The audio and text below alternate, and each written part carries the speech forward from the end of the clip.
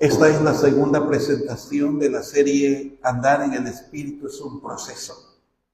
Y el título de este mensaje es Las condiciones que dice la Biblia para andar en el Espíritu. Las condiciones que dice la Biblia para andar en el Espíritu. Así se llama el mensaje de hoy, que es la segunda presentación de esta serie titulada Andar en el Espíritu es un proceso. Les decía que abrieran sus Biblias en Gálatas capítulo 5, versículos 16 y 17 y posteriormente Romanos capítulo 12. Dice así la palabra de Dios. Digo pues, andad en el Espíritu y no satisfagáis los deseos de la carne, porque el deseo de la carne es contra el Espíritu y el deseo del Espíritu es contra la carne. Y estos se oponen entre sí para que no hagáis lo que quisieres. Implícitamente el texto dice que si andas en el Espíritu vas a vivir en el Espíritu, agradando a Dios.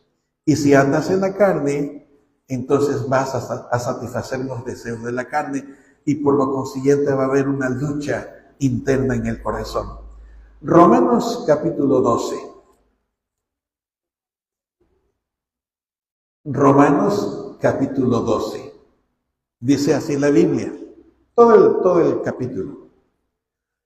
Así que, hermanos, os ruego por las misericordias de Dios que presentéis vuestros cuerpos en sacrificio vivo, santo, agradable a Dios, que es vuestro culto racional. No se conformen a este siglo o a este mundo, sino sean transformados por medio de la renovación de su entendimiento para que comprueben cuál es la buena voluntad de Dios, agradable y perfecta. Digo, pues, por la gracia que me es dada, a cada cual que está entre vosotros, que no tenga más alto concepto de sí que el que debe tener, sino que piense de sí con cordura, conforme a la medida de fe que Dios repartió a cada uno. Porque de la manera que en un cuerpo tenemos muchos miembros, pero no todos los miembros tienen la misma función, así nosotros, siendo muchos, somos un cuerpo en Cristo y todos miembros los unos de los otros. De manera que, teniendo diferentes dones, según la gracia que nos es dada, si el de profecía, úsese conforme a la medida de la fe, o si de servicio, en servir, o el que enseña, en la enseñanza, el que exhorta, en la exhortación, el que reparte con liberalidad, el que preside con solicitud, el que hace misericordia con alegría. El amor sea sin fingimiento, aborrezcan lo malo, sigan lo bueno. Ámense los unos a los otros con amor fraternal. En cuanto a honra, prefiéranse los unos a los otros. En lo que requiere diligencia, no perezosos, fervientes en espíritu, sirviendo al Señor, gozosos en la esperanza, sufridos en la tribulación, constantes en la oración, compartiendo para las necesidades de los santos, practicando la hospitalidad. Bendecid a los que os persiguen, bendigan y no maldigan. Gócense con los que se gozan, lloren con los que lloran. Unánimes entre ustedes, no altivos, sino asóciense con los humildes. No sean sabios en su propia opinión. No paguen a nadie mal por mal. Procuren lo bueno delante de todos los demás. Si es posible, en cuanto dependa de ustedes, estén en paz con todos los demás. No tomen venganza ustedes mismos, amados míos, sino que dejen lugar a la ira de Dios, porque escrito está, mía es la venganza, yo pagaré, dice el Señor. Así que, si tu enemigo tiene hambre, dale de comer. Si tiene sed, dale de beber. Pues haciendo esto, ascuas de fuego amontonas sobre su cabeza. No seas vencido con lo malo, sino vence con el bien el mal. Condiciones que dice la Biblia para andar en el Espíritu. Y como normalmente he acostumbrado, les quiero dar el mensaje en ciernes o en un párrafo. Y ese mensaje de esta mañana es así.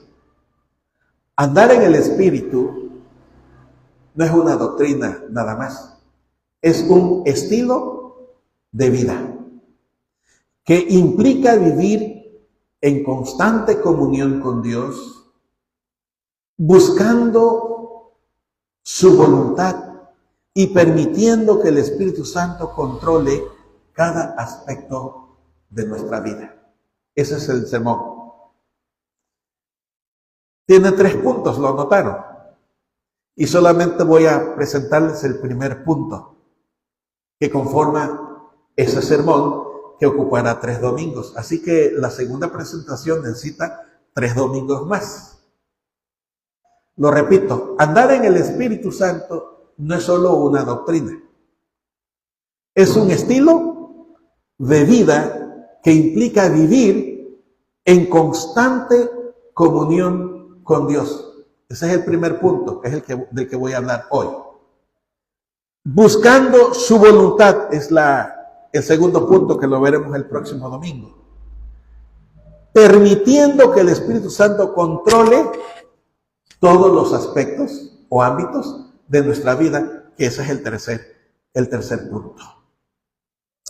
Por supuesto, amados hermanos, que no pretendo agotar el tema, ni tampoco les voy a descubrir el hilo negro de la madeja. Simplemente les voy a recordar algo que ustedes ya saben. Tanto más cuando algunos de ustedes tienen muchos años de ser creyentes. Algunos de ustedes nacieron en cuna cristiana. Otros, aunque se consideren nuevos, ya tienen sus añitos de estar profesando la fe.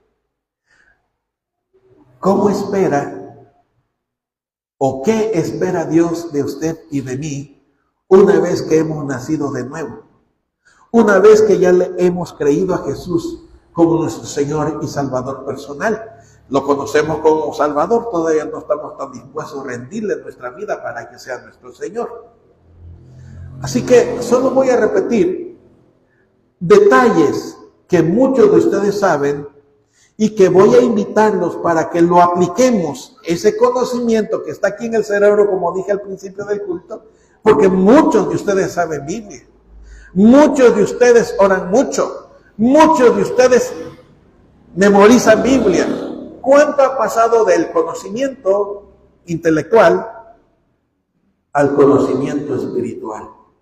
Aquí, ¿qué tanto hay en su corazón de la revelación de Dios? ¿Qué tanto hay en su alma por agradar a Dios? Sí, ya sabe de Dios. Y a lo largo de los años, ¿se acuerdan que en el culto les he dado testimonios personales de muchos hermanos que me han hecho algunas preguntas? A lo largo de los años, muchos me han mostrado la Biblia para decir, pastores, que yo quiero agradar a Dios, pero mi carne es débil. ¿Ya vio lo que dijo? Dijo Jesús, que a la verdad del Espíritu, ¿qué? Está dispuesto, el Espíritu quiere, pero la carne. Y así justificamos nuestro proceder. Otros me han dicho, pastor, pero ¿por qué pide que vengan al culto? Si yo en mi casa puedo, con eso es suficiente. Dios está en todo lugar.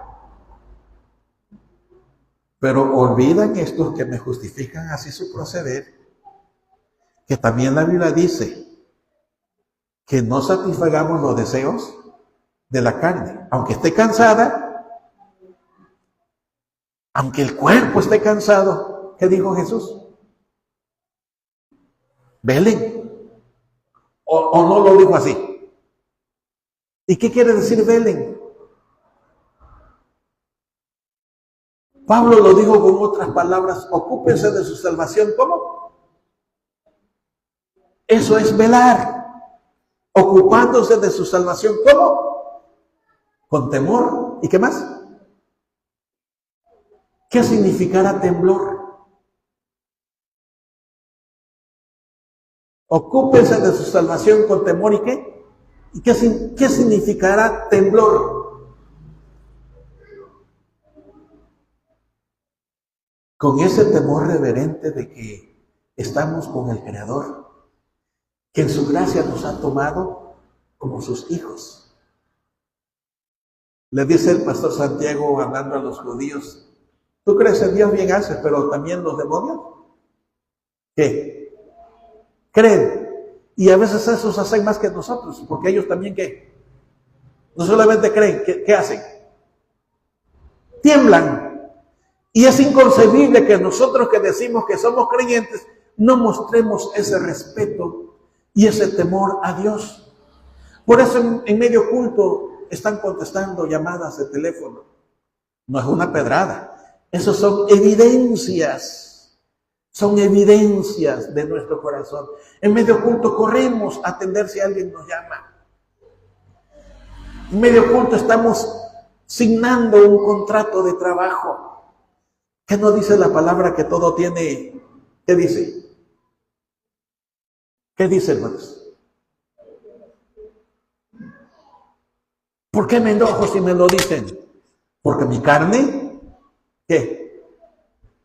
Mi carne se duele, mi carne respinga y quiero defenderme. Y por eso hay las discrepancias en la iglesia entre congregación y predicador, entre miembros y pastores. Y así muchas congregaciones, cansados de su pastor, le empiezan a tender la camita, le empiezan a dar la burrina, ¿no? Como a veces en los trabajos, cuando están cansados de nosotros, nos tienden la cama. En el fútbol dice que los jugadores empiezan a jugar mal y no le hacen caso porque quieren que corran al técnico. Y así sucede en la iglesia también. Porque en lugar de vivir en el espíritu, se vive ¿cómo?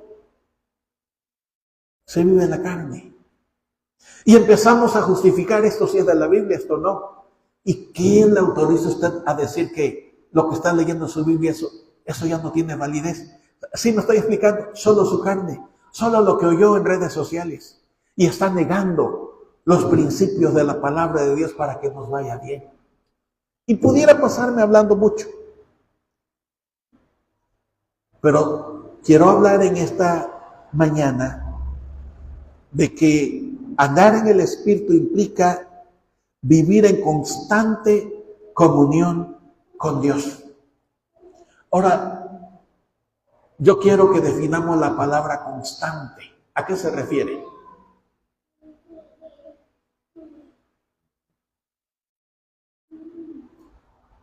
Tengo un compañero que creo que tiene una maestría o una licenciatura en ciencias de filosofía y letras. Y a él cómo le fascina dar las definiciones y los detalles. Y miren qué importante como una ciencia, cómo arroja luz a leer la palabra. Por eso quiero que definamos qué es constante. ¿Qué entienden ustedes por constantes? Este amigo mío del que hablo creo que fue maestro de mi hija.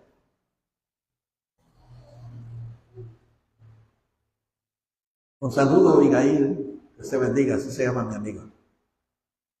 Yo le decía Viga. Bueno, así le decíamos en mi época. ¿Qué quiere decir constante, hermanos?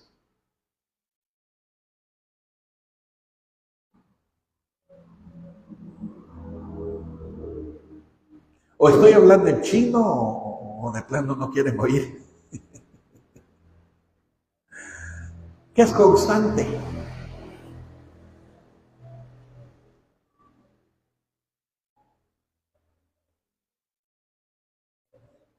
¿Mande? Mantener un ritmo. Entonces, ¿qué sucede cuando no se mantiene el ritmo? Por ejemplo, en el caso de la guitarra. Si hubiera 2 o 3 guitarristas, ¿qué tenían que hacer para que estuvieran en el mismo tono y en el mismo ritmo? que tenían que unirse al rasgar la guitarra, a cambiar la postura de los acordes. Y entonces las tres guitarras se escuchan muy bien. Pero ¿qué sucede si uno pierde el ritmo? Pues aquello ya no es agradable. Se distorsiona.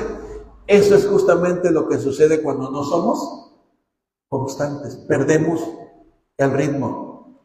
Y hablando en el ámbito espiritual, no solamente perdemos la unidad, perdemos el rumbo.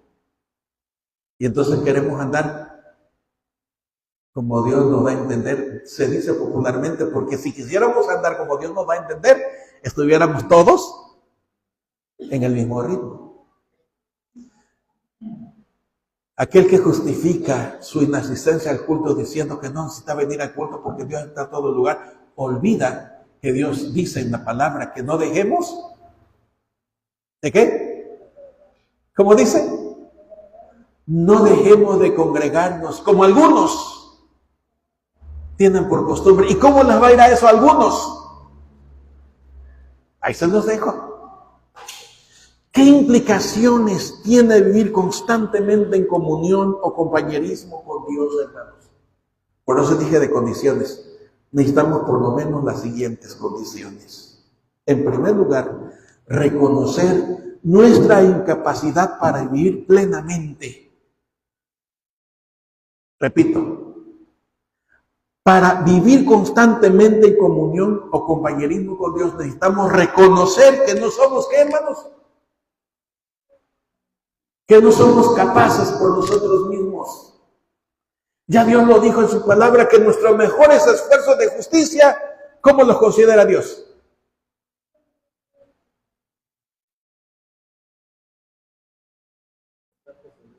Dice Dios que nuestros mejores esfuerzos de justicia son como trapos sucios de inmundicia. Ya les he dicho la idea de dónde viene esa expresión, trapos sucios de inmundicia. Es cuando el enfermo de lepra en la antigüedad se quitaba el trapo. Y doctor también allá atrás, imaginen cómo sale esa venda o como se llame. Si la lepra es una enfermedad que pudre la piel y que toda pudrición o muerte causa mal olor. Entonces, imaginen cómo estarán de impregnados esos trapos al quitárselo el enfermo, hablando en aquella época. Malolientes, sanguinolentos y llenos de pus, porque en eso consiste esa bacteria, ¿no? Y Dios dice que todo nuestra habilidad de justicia y que quisiéramos esgrimir delante de Él, no sirven, dice. Son como esos trapos sucios. Y es que nosotros por naturaleza, los seres humanos, tenemos una malísima percepción de lo que es justo. Hacia lo bueno le llamamos malo y a lo malo le llamamos bueno. Esa es nuestra percepción. También el Señor y el libro de los Proverbios dice que al hombre le parecen caminos de vida, pero son caminos de muerte. ¿Qué hermano tiene que nos llevemos con gente que no es cristiana? Pero también la palabra dice, cuidado, las malas compañías corrompen las buenas costumbres. ¿Cómo le hago para mantener constantemente mi relación, mi comunión, mi compañerismo con Dios? Número uno, reconociendo que por mí mismo no puedo. Reconocer mi debilidad, mi limitación. ¿Qué nos enseña el mundo actual hoy? Tú puedes. Tú vales mucho. Tú eres Dios. Así lo dicen, ¿no? ¿Qué dijo Jesús? Que el que quiera ser grande, ¿qué tiene que hacer? Solo les estoy diciendo lo que dijo el Señor. Si tú quieres ser grande, tienes que ser ¿qué? El servidor de todos. Pero ahí es donde la puerca tuerce el rabo, porque nos gusta que nos sirvan, no nos gusta servir. Cuando yo reconozco mis limitaciones, cuando yo reconozco que necesito de Dios, empiezo a caminar en la senda de mantener mi comunión con Dios. Porque Dios exalta al que se humilla, pero ¿qué hace con el que se cree mucho?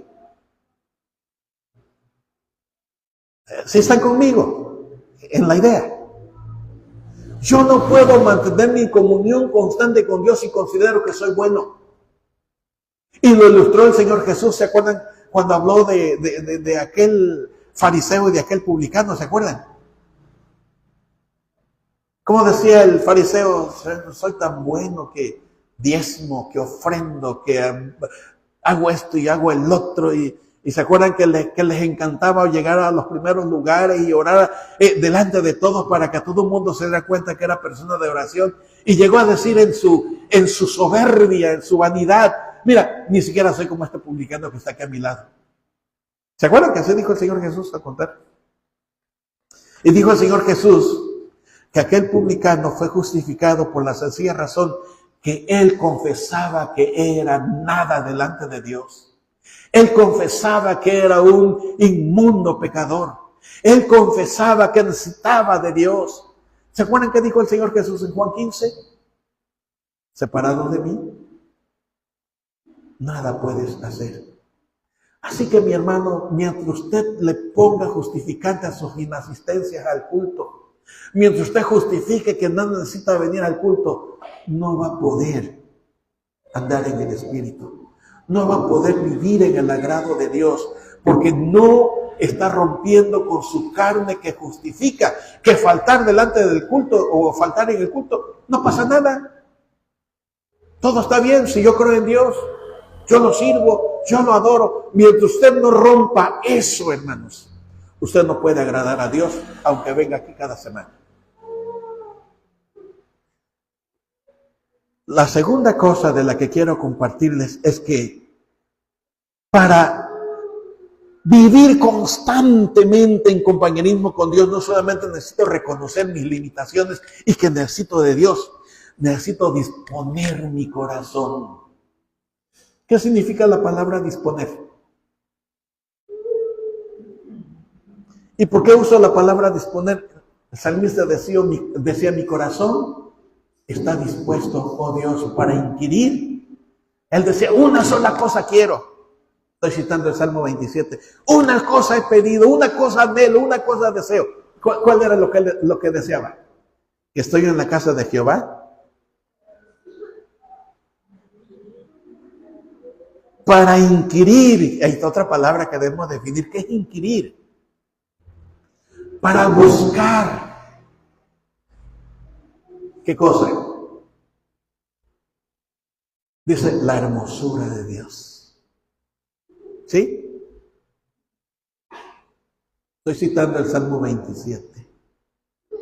Luego otro salmo dice, yo me alegré con los que me decían, a la casa de Jehová iremos. Y en otro salmo dice, Señor, tú no quieres ofrenda que yo la pudiera dar, tú no quieres sacrificio que yo lo pudiera entregar. Lo que a ti te agrada es el corazón contrito y humillado, un corazón que está contrito, es decir, dolido por haber ofendido a Dios. Y humillado, es decir, entregado plenamente, reconociendo que hay que poner el corazón a la disposición de Dios, hermanos. Hemos cantado que estar a los pies de Cristo es el lugar más seguro donde nadie nos puede, ¿qué? Señalar. Lo aplicamos. ¿Qué tanto quiere usted estar a los pies de Cristo, hermano? ¿Qué tanto quiere usted disponer su corazón? Yo veo su cuerpo aquí, pero su corazón está aquí. Yo veo que sus ojos me están mirando, pero ¿dónde está su pensamiento? Yo veo que me está oyendo, pero en realidad está oyendo la palabra. Y con todo respeto, como mucha gente a veces hace, o solamente está cazando en qué palabra se equivoca el predicador para darle ahí. Porque de todo hay. ¿Se acuerdan cómo en la multitud a la que le hablaba Jesús estaban las prostitutas, estaban los religiosos, estaban los curiosos y también estaban los interesados? Y en un momento les habló a estos interesados: ustedes me buscan porque les doy de comer. ¿Se acuerdan que así les dijo?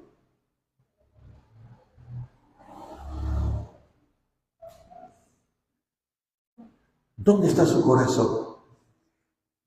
¿Se acuerdan que el Señor Jesús dijo que donde esté el corazón, o donde está el tesoro, ahí va a estar el corazón? Mire, cuando estoy citando esos textos, es que están viniendo aquí. Yo no, o sea, aquí está mi escrito y yo no tengo esos textos. Porque creo yo firmemente que el Espíritu Santo nos lo está trayendo a la memoria. ¿A dónde está su tesoro? ¿Dónde usted dispone su corazón? ¿En su trabajo? ¿En hacer dinero? ¿En su familia? ¿En su cuenta bancaria? ¿En su diversión? ¿Dónde está su corazón? Porque de la segunda cosa que le estoy hablando, para mantener constantemente su compañerismo con Dios, necesita reconocer sus limitaciones, que si Dios no tiene nada ni hace nada. Pero lo segundo, necesita disponer, es decir, entregar su corazón. ¿Se acuerdan qué dice Dios en el libro de los Proverbios? Hijo mío, ¿qué dice? Hijo mío, dame tu corazón y tus ojos velen por mis caminos. ¿Qué están velando sus ojos? ¿Sus gustos? ¿Sus placeres? ¿O el camino de Dios? Son situaciones que le planteo. ¿Qué es lo más valioso para usted?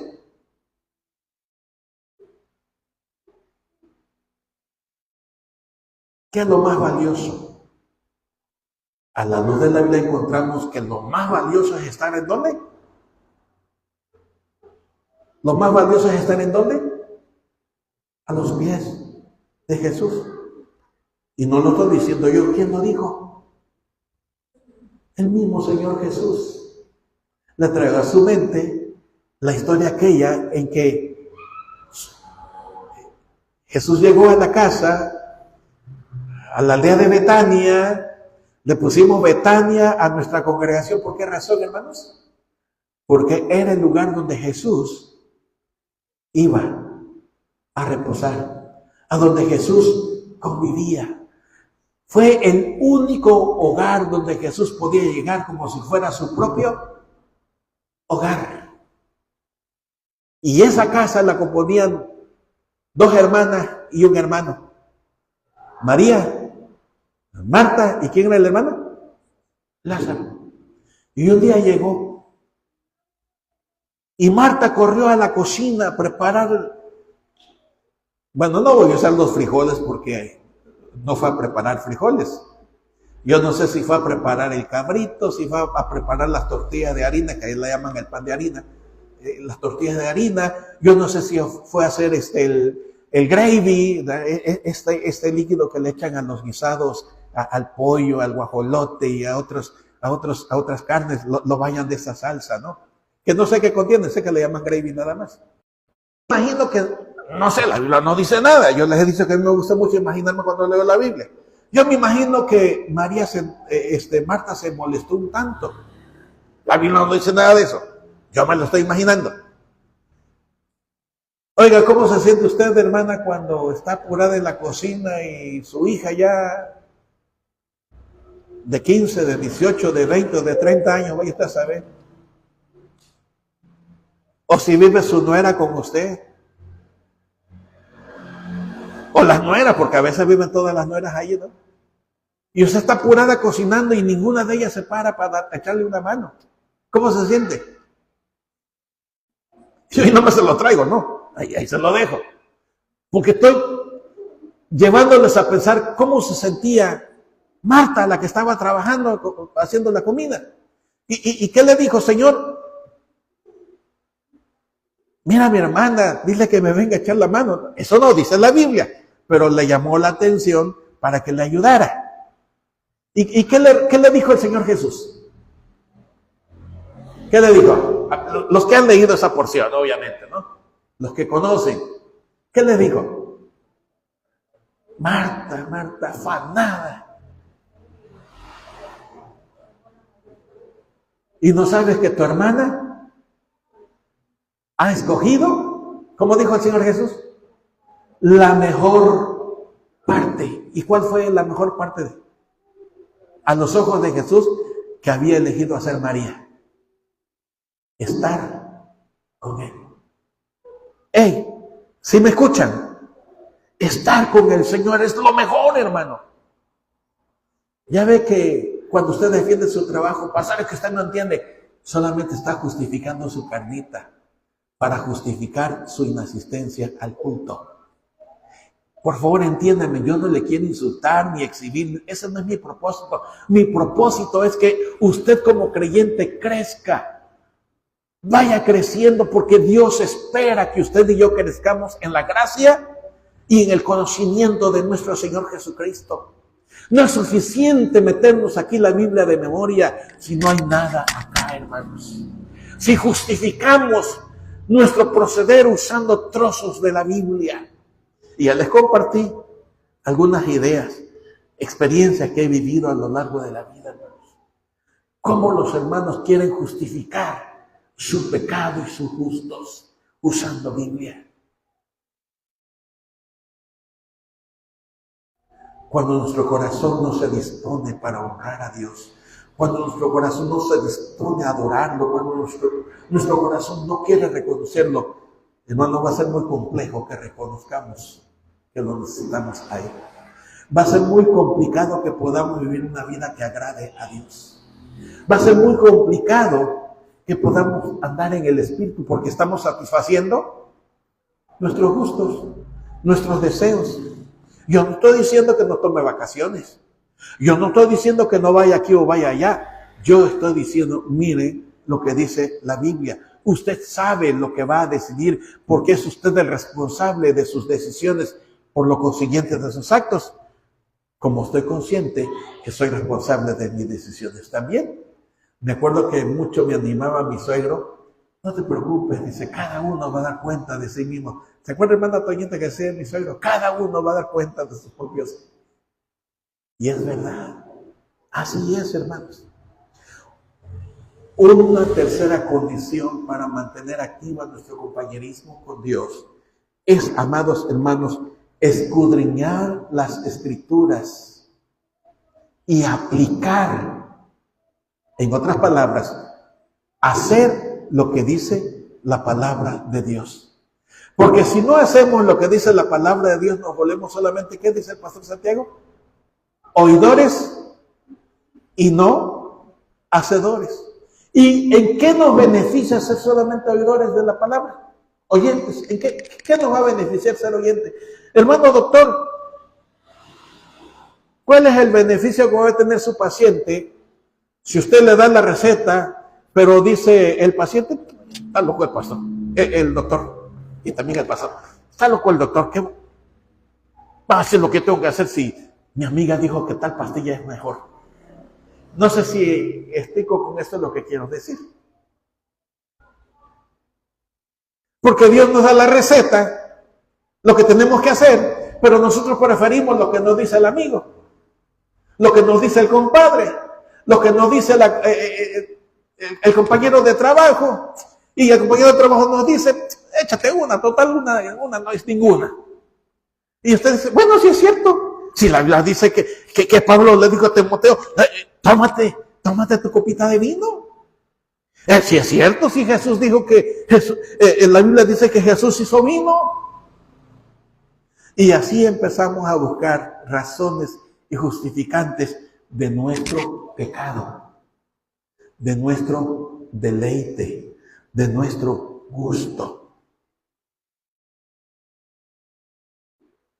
O somos como aquellos, una vez hace unos 35 años, me dijo un hermano pastor, dice, yo voy a empezar a cortar todo el Antiguo Testamento. ¿Y eso por qué? No sirve, dice. ¿Y por qué no sirve? Porque vivimos en el nuevo, vivimos en la gracia. El Antiguo Testamento es pura ley. No es cierto, hermanos. El Antiguo Testamento habla de la gracia de Dios. ¿O no es gracia cuando Dios decidió destruir a la humanidad a través del diluvio, pero luego leemos, mas Noé halló qué? Gracia delante de los ojos de Dios. Y eso fue mucho antes de la ley, ¿eh? Lo único que me estaba diciendo el hermano es que a él no le gustaba el Antiguo Testamento porque encontraba, dice, muchos mandamientos y muchas normas que chocan con mi manera de ver la vida, me decía. Pues claro, porque no solamente el Nuevo Testamento nos habla de los frutos de la carne, desde el Antiguo Testamento está.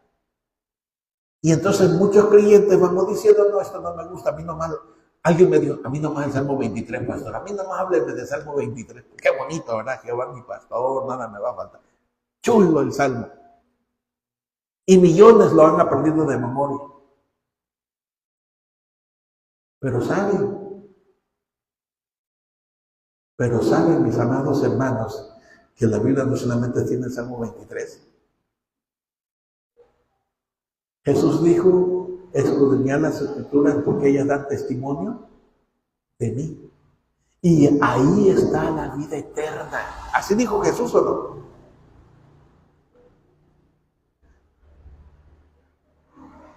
Otra condición. Pablo le dice a los hermanos de Roma, ya voy a ir terminando, ya termino. Pablo le dijo a los hermanos de Roma, y se los voy a leer, no necesito explicar. Así que, hermanos, les ruego por la misericordia de Dios que presenten su cuerpo en holocausto vivo. ¿Cuál es la ofrenda que Pablo dice que tenemos que presentar delante de Dios? ¿Cuál es la ofrenda? ¿Cuál es la ofrenda? Mire, no es el diezmo, no es la ofrenda de dinero, no es la ofrenda de, ¿cómo se llama? De primicias, no es la ofrenda de siembra. ¿Cuál es la ofrenda que está diciendo Pablo que debemos de presentar ante Dios? No oigo, ¿cuál es la ofrenda? ¿Por qué dice que el cuerpo? ¿Saben por qué, hermanos? Porque el cuerpo es ¿qué? Es el templo de Dios.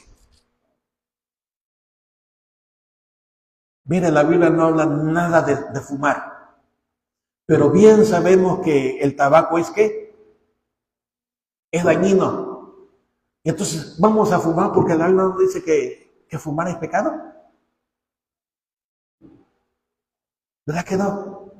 Se entiende, hermanos, qué es lo que nos hace daño.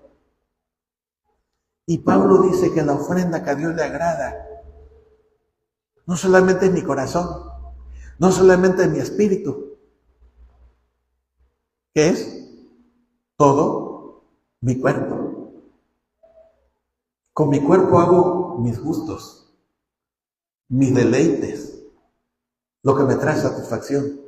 Dios dice, a través de Pablo, que es la ofrenda que tenemos que presentar, porque al presentar nuestro cuerpo, dice que es el culto racional, es decir, que nuestro culto tiene que estar consciente.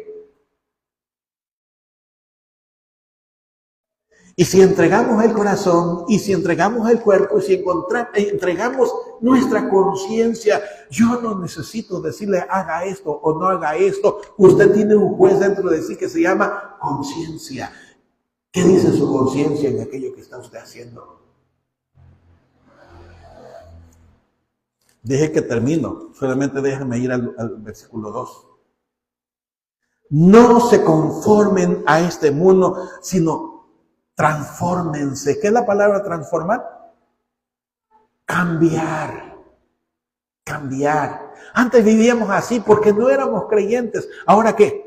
Somos creyentes, somos hijos de Dios.